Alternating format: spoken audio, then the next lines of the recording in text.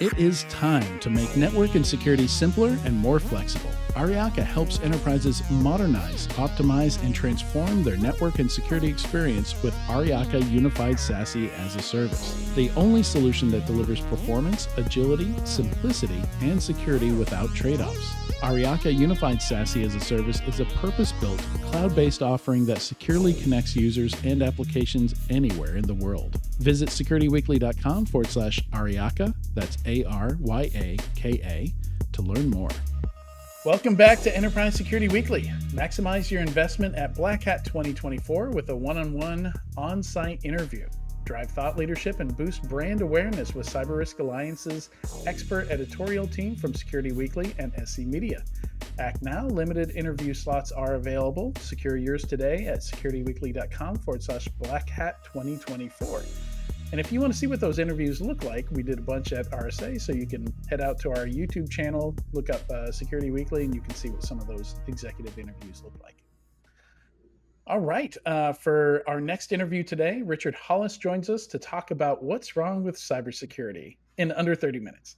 Richard has over 30 years of hands-on skills and experience in the cybersecurity industry. I was just remarking earlier today about how, as you get further into your career, your bio gets shorter and shorter. Uh, you're like, yeah. By the end of it, you're like, yeah, I did some stuff. I did it for a long time, and uh, uh, Richard is the founder and director of Risk Crew, a European information security governance, risk, and compliance consultancy based in London. Welcome to the show, Richard. Thank you. Thank you, Adrian. Pleasure to be here. Big fan of the podcast. Thanks for having me. Looking forward to it. Yeah, great to have you on. And yeah, so London, and that's where you are now, right? Yeah, the business, I'm a director in a business called Risk Crew. We're located in London. Been here for about 20 years, I think. We're right downtown. It's a nice place, great place to have a business. But we service across Europe from London. Most of all the technologies here in London, or it has an office here in London. So business is here. Yeah, a blast actually. All right, yeah, and it's so it's fairly simpatico. Like when I originally saw your guest submission, I thought, okay, this could be an interesting guy to have a conversation with about kind of the like with a lot of the guests. We have these community interviews, we have vendor interviews, and this is less of a vendor comfortable discussion here. But most, if you talk to them in the right setting, will admit, yeah, it's been rough. A lot of products don't do what they say they do. They don't work. I've done some did a keynote on this a number of years ago called "The Security Products We Deserve."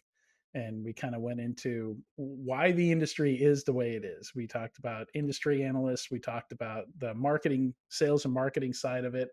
But yeah, there's a ton of money in it, and it all sounds great, and until you buy some of the stuff, you deploy it, and the industry is a lot trickier than get some budget and spend it. It is always has been. Our industry, our cybersecurity industry, from my perspective, always marketing led. I've been around a long time, and every new, whether it's technology or way back when we went to the internet, internet security meant firewall, and then it meant antivirus, and then it meant IDS, and then it meant IPS, and it was always something. But whether it's internet or Bluetooth or Wi-Fi or cloud. It was, technology first, security second. So vendors have always played a big role in the market, obviously. But you're talking to a guy. I'm product agnostic. Um, yeah, because I see vendor products as they serve a role, but I think we've all depended on them for far too much. I'm a guy who believes in security as a process, not a product. Computer security is an oxymoron. There's no such thing as a secure computer. Never was, never will be. So the game for me, guys like me who are old process guys, are identify, minimize, and manage. Wake up the next morning and do it again. And the only constant in cybersecurity has been change. Change. Everything changes. From technology to threats to vulnerabilities to our businesses. And so it's a constantly moving target. And I've found that, as I look at the landscape out there, the products kind of jump out at me of how ineffective they've been to us uh, uh, over the last 30 years. And I can't see, I look around now and say, what have we done? What if, I'm an old guy, I've been doing this a long time, and I'm getting at a point in my career where I think, did I make change? Did I make a significant change to my industry? And I have to hang my head and say, I think as an industry, we're worse off now. And we get continually worse year after year. And so I'm disappointed. I'm disappointed with product vendors, but I'm also disappointed with our managed security service providers. I'm disappointed with internet service providers, and I'm disappointed ultimately with how our businesses have approached cybersecurity. So cynical, yeah, maybe, yeah. Yeah. Old, yeah. Cranky, absolutely. Yeah. But I'm looking for a light to follow on the landscape, and I don't see it. And I certainly have stopped looking at products. And it's interesting. Like some of the best. Well, I guess this is by. Yeah, this shouldn't be a surprise, but the technology companies that make the operating systems we run, the applications that we run, are often in the best position to improve security. So Chrome now Yeah, versus Chrome when doing the yeah, sandboxing, like there's so much security work that was done in the browser, and that's a big reason that almost all the browsers are Chromium now, right? yeah. Mhm. Microsoft's Edge is Chrome, and Microsoft can make a small change in Windows that'll have more impact than $30 billion of spending in the vendor industry, right? Because so many people are running that underlying operating system. Like I remember a time when you had to go out and buy a host firewall. If you wanted your Mhm. Windows workstations to have firewalls, you'd have to spend money Mhm. on it, and then it became built into Mac OS to Linux to Windows. Just had the firewall built in, and just little iterations like that. I feel like the biggest security benefits that we've seen over the years don't come from security products. They come from the Oh, technology products themselves, from those companies yeah. saying, from Salesforce saying, okay, everybody has to do MFA now, no exceptions. All customers have to use MFA. You're right. Big leaps forward. The problem is, I think that as consumers, we still haven't understood that what we once bought as an add-on is now part of a core service that we're not utilizing and letting go of the add-ons. All my customers are still using firewalls. In addition to Microsoft, no matter how they're big, their size. So there's a duplication, but it's not a duplication that gives us an enhanced or layered security. And so our vendors keep every year there's a new generation this or deep packet inspection that Yeah. there's very little value add. There's very little value add. But the key word you said there was in my mind that registered was leadership, and this is what gets under my puts a P underneath my mattress is that you look at the leadership in the cybersecurity industry. Yes, you look at big guys like Microsoft and you think, wow, they have come a long way. They used to be the biggest problem, and now they are one of the strongest pillars out there. Just as you said, we overlook all the advances that they've made. Mhm. Having said that, that's not what you see when you see the landscape. You see the landscapes of the guy selling this antivirus or other IDSs and dual factor authentication. This is where the big money is, but there's not a lot of value there. But at the end of the day, also, Adrian, what I'm really seeing is these vendors don't even practice secure by design. Right. They don't follow any best. They don't follow an SDLC best practices or do any pen testing of their products. And you're watching these vendors one by one. In the last 2 or 3 years, look at all the big firewall vendors that have had 0-day vulnerabilities. Mhm. Yeah, Yeah. what's a 0-day vulnerability? It's an unknown. That means it's in their code. And how can a manufacturer claim to have a 0-day vulnerability in something they built? Yeah. And we buy it, meaning we accept that as a oh, okay, you didn't know you had it in the code that you gave us, and then we were hacked. But and that's what I see in terms of leadership. We don't even practice what we preach. Yeah. That is, it's on the game's on a granular level, and if the vendors don't practice it, they give us they give us, backdoors to our systems is what they end up. And that's what I'm seeing on the landscape today. All the vendor products have been turned into backdoors, and from solar winds on out. That is the biggest and the choice attack vector of threat actors today, is the very things that we think are secure because we bought them for that purpose. Yeah, you could really separate, I think, the vendors out there into business first and security Hmm. second, right? Like it's a business, it's a software product that happens to be a security product, right? Hmm. And then there are much smaller group. If I were to throw people into this other bucket, where it's a security product first, and they figured out how to make it into a business, right? Hmm. And oftentimes you find it's somebody who has a consulting background, a practitioner background, and just saw a gap in the market, and saw a need for something, went out and built it, and those tend to be bootstrapped because Hmm. they can build it properly. They're not being rushed to grow to a certain size so that they can exit and investors can uh, you know uh, get a good exit as well. And yeah, it's just the way the startup business in particular, the VC business works, just isn't really conducive to building effective, lasting products, unfortunately. And it's It the way doesn't they mean build that them, you though. That can't do both, Yeah, but a lot of companies fail to do both. but Adrian, I'm talking about the top 10 guys. I'm talking Oh yeah, about the the, the big public. you go to Google and top in any one of the top 10, and you see that all 10 of the top 10 have been hacked, had a breach in the last Yeah, 18 months.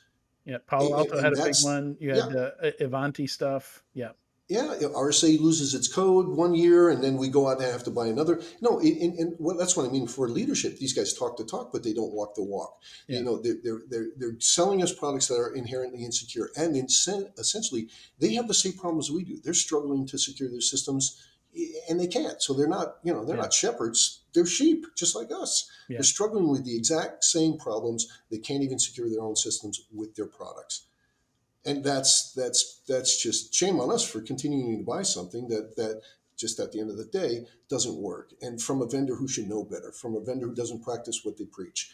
And that's all I'm looking for. I understand the vulnerability of everything I buy, but what's missing is that accountability in our vendors to practice things, simple things like secured by design, and take accountability to us as buyers, as consumers, when they don't work.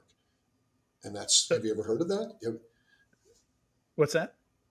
Yeah, I mean, have you ever heard of a vendor getting involved, with a breach, like claiming responsibilities? Ransomware is the best example of that. Look at all Mhm. the ransomware, but we all set our hairs on fire. We had ransomware. Ransomware is malware, Mhm. plain and simple. Do you know anybody who's not running an anti-malware solution? No. Right. Yeah. Why aren't they part of the conversation? Why isn't part of the ransomware conversation the fact that our anti-malware products are ineffective? Yeah. They're a step behind the threats when clearly their role should be to be a step ahead. Yeah, yeah, and a lot of the ransomware. Yeah, I spent a lot of time investigating how these operations work, how companies fail, and when I look at how the actors get in, ransomware is like step 17. It's the final step. It's the final thing that they do, and somewhere around step 2 through step 16, they get such a level to access to the network that they now own your anti-malware. Like they can put in an exception for their malware. They can turn off your the alerts. They can work their way in there enough to where they can render a lot of those security systems ineffective. So even if the anti-malware could detect that kind of stuff, they're going to take measures to ensure that it doesn't, because they know it's there. We all know it's there. Yeah, that's 100% saturation in the market. Everybody's got it, so it's a known, it's a known quantity to the bad guys. I read something in a CERT alert that said that 95% of all ransomware attacks in the last 5 years are associated with 18 products, 15 of which are security products. And they're the ones we all have: the Microsoft this, the Adobe that, but the firewalls, and that's what they're using in terms of the infection, and to get to step 17, 18, 19, and payment. But this is my, where's the accountability for that? Where's the accountability for the vulnerabilities that allow whatever the ongoing effect and the impact is? I just it's odd. It's really strange, Adrian. I don't see liability and accountability any. We don't seem to expect it. We never ask for it. We certainly, it's never in the service terms and conditions. But it's an industry completely devoid of accountability from its vendors. Yeah. Yeah, and Microsoft is they're, as we say in the South, having that come to Jesus moment, with that CSRB report that came out, talking about how they made choices, where they chose to, you know, build more stuff, sell more stuff over doing the right things from a security perspective, and they knew that they had keys that should have been rotated, that should have been retired, and they're I don't know if you've read the CSRB report, but it's a pretty scathing report from CISA on everything Microsoft knew when they knew it, and how they effectively let that attack happen. And one of the worst is they seem to have the default logging that they give their customers, which is like limited to 30 days. So they don't even know when the attacker got in. And that attack from last summer, from well over a year ago now, that investigation is still ongoing. They still don't know how the attacker got in. They still don't know if the attacker is still in. So yeah, it's rough. It also reminds me of the answer around the 2010s was defense in depth, which seemed like a reasonable thing. Like, sure, some of your products are going to fail, so you want to have another line of defenses behind that. But I think before long, I think it was Rick Holland who coined the term expense in depth, and kind of exposed it as more of a marketing principle than Yes. a security principle. A sales principle. You're absolutely right. That's what I thought the first time I saw that. I thought, great term, but this is just yet another term, that is sold to us to be, Yeah. like false positive. Wait a minute, what's a false AP positive? didn't Isn't that do an it oxymoron? by Yeah, EDR. yeah, EDR didn't do it by XDR. Yeah. yeah. So the defense in depth. That's exactly right. You wouldn't have to have it if the product on the first line worked. And suddenly and I've seen defense in depth architecture 6, 7, 8 layers, and you're thinking, really, that's 6, 7, 8 products minimum, plus a single sign-on multi-factor authentication token thrown in there, and you're still having breaches. It's a sign that at the end of the day, all the evidence is there, from the breaches to to the high level breaches to that the products don't work, and there's little or no accountability. We don't. Why is it, Adrian, that we don't hold these vendors accountable? Why is it, when we get ransomware, we don't pick up the phone and call RSA and say, I'm using an anti-malware you sold me, and it clearly didn't work. Yeah. You and I were talking. You buy a flat screen TV, you bring it home, you hang it on the wall, it doesn't work, you take it back. Why isn't that connection between of customer satisfaction directly connected to the very expensive products we buy to Yeah. secure our systems and protect very sensitive data? Well, Um, and it's what you said at the beginning. You don't solve security, right? Like, it's a best effort. Like we don't see yes, crime or fraud solved in other industries. So why would we expect to be able to solve it, right? So it's I, it's there's no silver bullet. yeah, I absolutely, I'm the guy who said computer security oxymoron. I got it. This is about risk management. But with risk management, you share a risk. And if I'm going to buy something from you to protect my home and children, my data, and it does not work, I would assume you're yeah, accountable for that lack of, it didn't work. What you sold me didn't work. If that's an alarm or bells and whistles or lights from the perimeter, but at the end of the day, yes, if you put together a strategy, product's part of your strategy, and if that product doesn't fulfill its role in your strategy, there should be some accountability from the vendor you bought it from. yeah. And that's all I'm saying. Yeah, and there certainly are products out there. I think there's probably degrees of this. It's not products don't work, products do work. There's degrees of, well, okay, it's understandable. They use some sophisticated techniques, like I wouldn't expect you to be able to detect that kind of attack or something like that. Versus like just straight up broken, doesn't work with defaults set out of the box. Yes. I've seen products and all the space in between, right? Where Yep. this is absolutely just you could fix this tomorrow. You just need to fix the default config on this thing. So yeah, there's having worked for a lot of vendors and seeing how the sausage is made. I have to say that there are gradients in between, but absolutely, I'm with you. There are a lot of products out there that just uh, don't work, like fundamentally don't work. I've even been Yeah. hired to test some of them, and and yeah, the vendors don't really have an explanation for it. They're like, well, maybe there's something weird about the environment. It worked. Like the developer worked on my machine. I don't know why it's not working over there, Yeah, but see, yeah, I've this is seen the that. what I don't get. You buy a parachute, you jump out, it doesn't work. You should have a beef with somebody. We buy these things for safety If and you security. survived, you could have a beef with somebody. Well, this is my point. That's right. And very few small companies survive from a major breach. Adrian, this is the part. This is the front lines that I work on with small companies who have very little to spend. So that money that they put into that trinket, that gadget, that firewall, whatever it is all they had. Yeah, And if it doesn't work, they're really, and it is like a parachute to them yeah, because they're not a high street bank. They don't have a couple million yeah. No, dollars to spend on a cybersecurity budget. They're trying to make the best with the little that they have, mhm. and I just get this disconnect from between us as buyers. So ultimately, I look at and say I'm to blame. I'm to blame for the failures in our industry. I am. I'm a buyer. I'm a consultant. I give advice. And I do give simple advice like use Google. Has a product ever been compromised?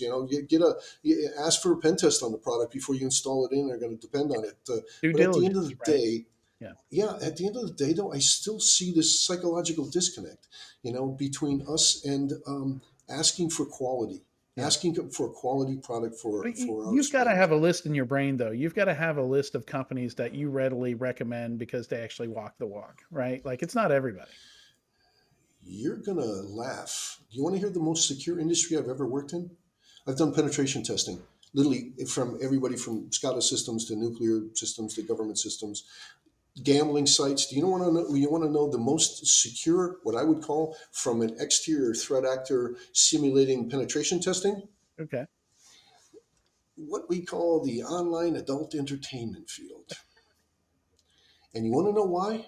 it doesn't So surprise me. this is also an industry that's notorious. Because their users care. Exactly. Because their users really Exactly. care. That's it. That's absolutely it, Katie, because the users care. What they sell is privacy.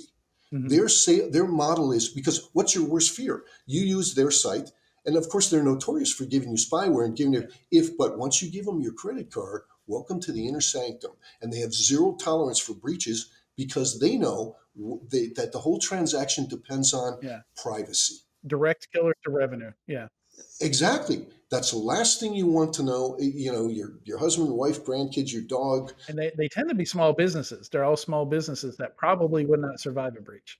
They're high revenue businesses. They turn Yeah, over a lot of money and they have the best security I've ever seen, hands down. Hands down. I remember the first pen test I ever did in that industry.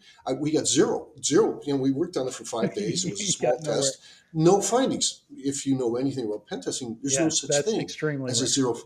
Exactly. We put in 10 days. Still nothing. We put in 20 days. Finally, I say wrap it up, and it was an offshore. So I'm here in London. I fly to the Isle of Man where they were located here. Sit down with a guy with a three-tone, shoes and a vest, Yeah. and this guy's looking at me, and he said, and I said, he said, did you do this? Did you do this? Yep, I did this, and you know what? I can't charge you because I've never had a pen test with no find, not even a warning, Right. Yeah. vulnerability. And I looked at him. I said, "What do you know that I don't know?" And he said, "Well, I know on the internet you're either my customer or my enemy." Mhm. And I thought, "Wow, wow! I've never heard a CISO from a bank say that." I wish a bank would protect my personal details the way an online adult entertainment provider does, because that whole thing, that summary of his strategy was everything. Mhm. And that's the way he said on the internet. And if you're just coming for free content, I'm going to give you spyware, I'm going to give you malware, I'm going to give you crap, but give Mhm. me your credit card and you are now my customer, Yeah. and everybody else is my enemy. And I thought that binary, dead on strategy, never heard that articulated in my Well, industry and before. what I'm hearing, the big difference there is that at the highest levels of those organizations, the leadership really takes it seriously, really cares about security. and that's going to make all the difference, right? Because that's going to, you're But more the product likely to get the. demands privacy. It demands privacy, and on the other hand, I work with clients who are processing DNA, Yeah, with no, we've seen the open breaches. open text. Yeah, and you think you got to be kidding me. Yeah. Yeah. Katie, did you have any questions? And also, I want to kind of shift to ideas, solutions. Kind of shift from the doom and gloom over to what we can do about it, right? And yeah, I really want to focus on that. Like the customer decides, right? Like it really does come down to the customer. But go ahead, Katie.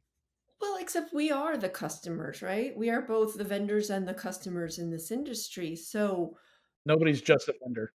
right, why do you think this perpetuates? I mean, I obviously there's the people really care, but do you think it's a money grab, or do you think that entrepreneurs who start up companies really have these ideas that they're going to change the industry, and then they sort of get slapped around a little bit? Why do you think this dynamic continues? Because it's true that a lot of people get into building a vendor, starting up a company because they were a practitioner who wanted X that would help them. But then at some point there's this shift. Why does that happen? Yeah. I think this is, the vendors will sell us whatever makes them money. I think this is a consumer responsibility. It reminds me, when I grew up, Katie, there was no seatbelts in cars.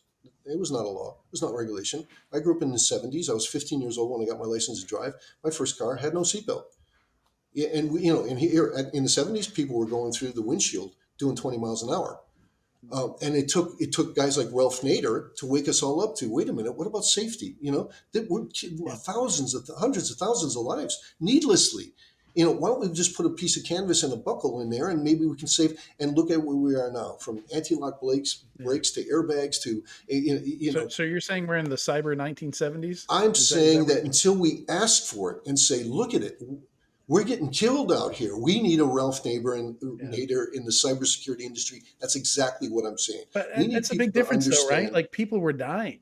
And do we not Well, have. but businesses are going out of business. Look at how many businesses lost how much money just in ransomware alone. Yeah. The numbers are boggling. The Yeah. financial impact that's made on the average company. That's unacceptable. Okay, so right, people aren't dying, but I tell you, DNA is being stolen, and that's unacceptable. That should be unacceptable to us, both as citizens and users of any service. This is unacceptable. You're losing my data. And that data it's not ones and zeros. It's data about my life. I don't care if it's about what toothpaste I use, or what my DNA is, or my blood type, or my dental records, or where my child goes to school. This is data about my life. And I think as consumers, we're disconnected from that. We don't understand the value of data, where, obviously tech companies do and have commoditized it to an extent where, they're making billions, and you and I aren't. But the point is that awareness of this is unacceptable, that disconnect to say, this product doesn't work, I want my money back. This car is unsafe, I want a safer car. And until we asked for safer cars with a loud voice, Detroit was not going to give it to us, because it was cost plus and there was no money in it. And that's the same thing I'm looking at my industry. Where's the cry? Where's the screaming that and this it is unacceptable? and it wasn't Detroit. It was Volvo, right? Volvo Yeah, invented the system. yeah. It took a leader from Europe to come in and say, "Yeah, we always thought safety was a good idea," Right. and then Yeah. suddenly Middle America thought, "Yeah, maybe we shouldn't be dying when we're picking up our kids from school." But it took the consumer's voice to say, "Enough is enough. We want better. I Yeah. don't want this car. I want that car, because that car is So safer." And we make choices based on that in cybersecurity.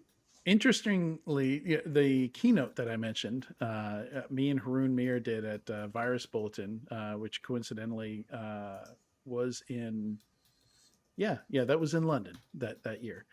Um, the security products we deserve. That is basically the conclusion Yeah, we come to in that talk. Also, is buyers need to demand better, and until they do, this is what we got.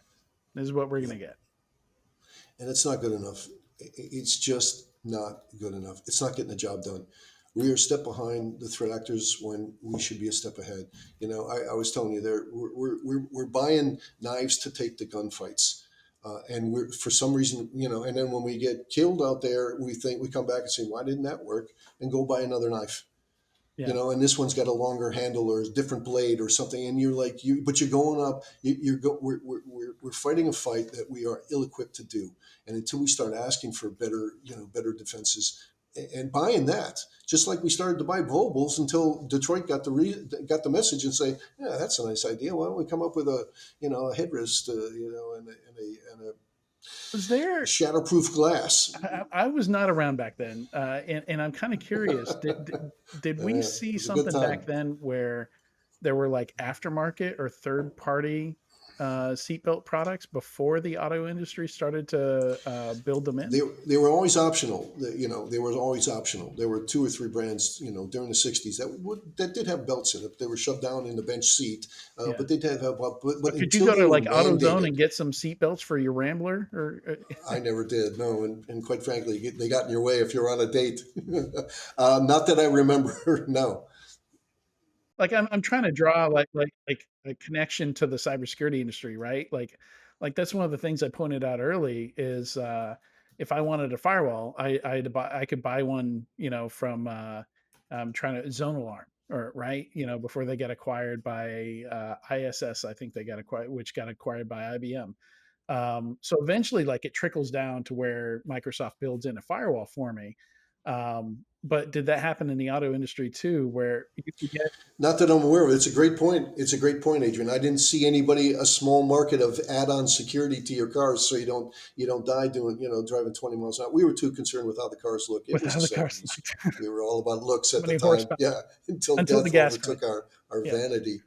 Yeah, he's still. Yeah, there you go. yeah, and that changed credit. Yeah, so yeah, it's interesting. I think ransomware has the potential and is maybe starting to be that crisis that kind of wakes everybody up and says, okay, enough is enough. And we're starting to see things like the CSRB report that publicly is pointing the stuff out and trying to hold people accountable. I don't know how we've gone for so long without demanding more, expecting more, demanding more, and then only responding to the vendors who give us better Yeah, quality. You're right. Startups come in, it's security. Oh, hey, this has a security function. Let's sell it as a security product. Why are we buying that? And why are we redoing it? It's like this circle, like a hamster on a wheel. We buy products, they don't work. We have, we don't come up with a strategy. We replace our strategy with products. We say, you know, secure connection equals firewall. So we go out and buy a firewall. Firewall's breached. What do? We all freak out and we go buy a better firewall, a next gen firewall, and that's what we do, and we just keep feeding the problem rather than getting off the wheel and saying enough until they had with zero accountability from vendors. It's part of that zero accountability from Detroit until people started suing Detroit for right. unsafe cars. And it took these advocates like Ralph Nader and consumer advocates to say, until you demand better, you're not going to get it. Until we hold you accountable Not for. everything can be solved by the vendor also. Like we still have click No, it or I ticket, yeah. I don't know about Europe, but in, yes, in the US, like you literally have to force people to use the seatbelt. It's been in the car for 60 yes. years and people still don't want to wear them. So there is still that component too, where like some of these products might work if you use them correctly, right? But you know what? I have no problem with those people going through the Yeah, windshield because that's their choice. But at least they have the option. We don't have an right. option. We're buying the people who are looking to for answers so they don't fly through the windshield. They're buying products and they're flying through the windshield Yeah, anyway. And that's my issue. Yeah, certainly if you're not looking for cybersecurity, then you shouldn't be forced to use it. And it's risk management. I'm the first guy to say oxymoron, right? So this is about identify, minimize, and manage your risk. This is a game we have yeah. to play. But if we're going to spend so much money using products and rely on those products to reduce a risk, and it doesn't, then I think we're buying the wrong products. Yep. Yep. All right. Well, Richard, great conversation. It's definitely something I think we should all be thinking about. More due diligence should be done. Better POCs, and absolutely holding vendors accountable. So hopefully we see, I know MITRE's doing some work to try and do that. I think we sorely need more product testing, open, Yeah. independent product testing in the market. That's more than just like counting how many packets per second something can push. But But until then, yeah, all we need is common sense. I mean, we just need, literally, I'm not kidding. I talk to my clients and say, before you buy that, just go to Google and type in the product name and a breach and see if it's been yeah, involved in a breach. And then go back to the vendor and say, can you explain this? Or a little thing like, do you as a vendor use this product you're selling me? Let's just connect the dots is all I'm asking. It's a due yeah, diligence. And I'm not advocating regulation. I'm not. I'm just saying, we need to wake up as buyers because just as you say, we're yeah. going to I only think get the products that we deserve. We deserve better. regulation is inevitable, though. Yeah, Yeah, it was in the airline industry. It was in the automotive industry, and maybe it is inevitable because until it's the law, we're going to still the liability, the accountability from our vendors. I don't see them voluntarily, submitting to UAT independent testing and getting a seal of yeah, approval. Or I don't see it. I just don't see it. There's no money in it for them, Adrian, and that's what moves any industry is yeah. cash, and that's what finally moved Detroit or the airline industry. And Hence the regulation, right? Yeah, yes, yeah.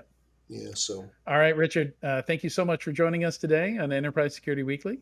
thank you, Adrian. Thank you, Katie. Yeah, late too. You stayed up. Well, not like you're going to go to sleep. It's not that late there, but we appreciate you joining us later. That's kind. Thank you. This has been fun. Thanks for having me. All right, and we'll be right back in a few moments with the weekly Enterprise News.